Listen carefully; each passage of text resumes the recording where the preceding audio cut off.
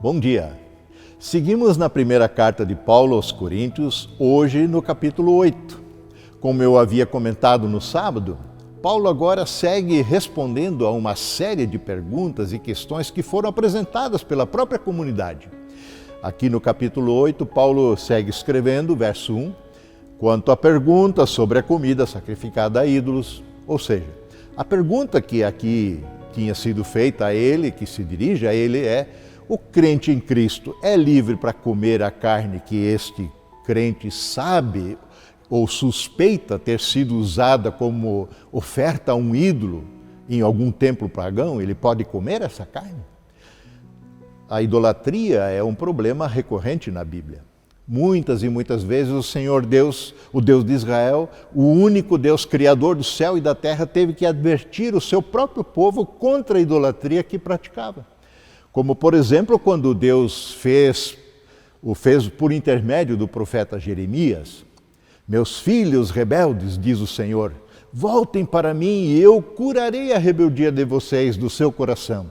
Sim, nós voltaremos, o povo responde, pois tu és o Senhor, o nosso Deus. Nossa idolatria, o povo reconhece, nas colinas e as orgias religiosas nos montes não passam de ilusão.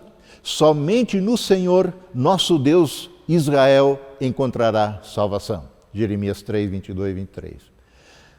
Como percebemos aqui, idolatria e orgias sexuais costumam estar intimamente ligados.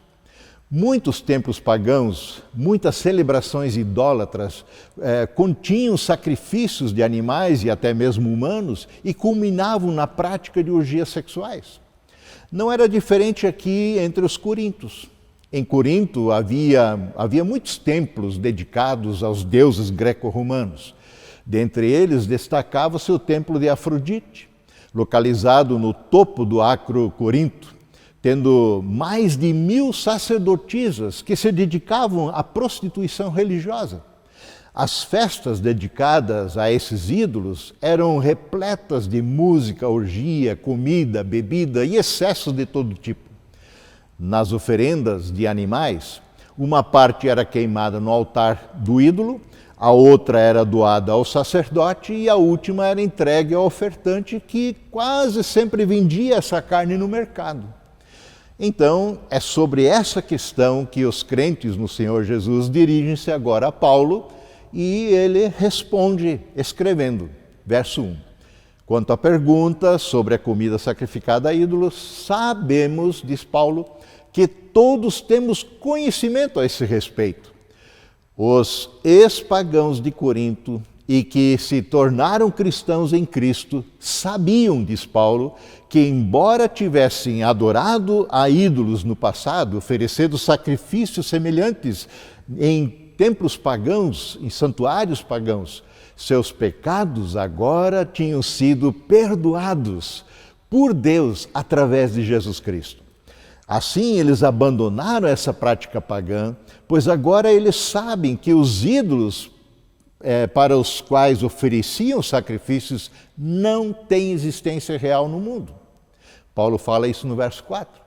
Portanto, já que os crentes em Cristo tinham agora esse conhecimento, é exatamente isso que Paulo está dizendo aqui no verso 1, sabemos que todos temos conhecimento a esse respeito, e assim Paulo reafirma essa verdade nos versos 4 e seguintes, que eu leio.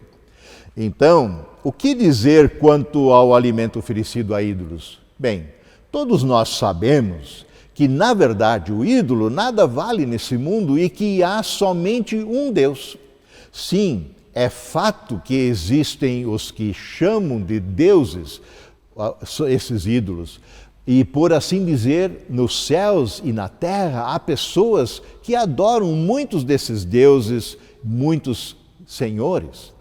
Para nós, porém, Paulo escreve aos cristãos, há somente um Deus, o Pai, por meio de quem todas as coisas foram criadas e para quem vivemos. E há somente um Senhor, Jesus Cristo, por meio de quem todas as coisas foram criadas e por meio de quem recebemos a vida.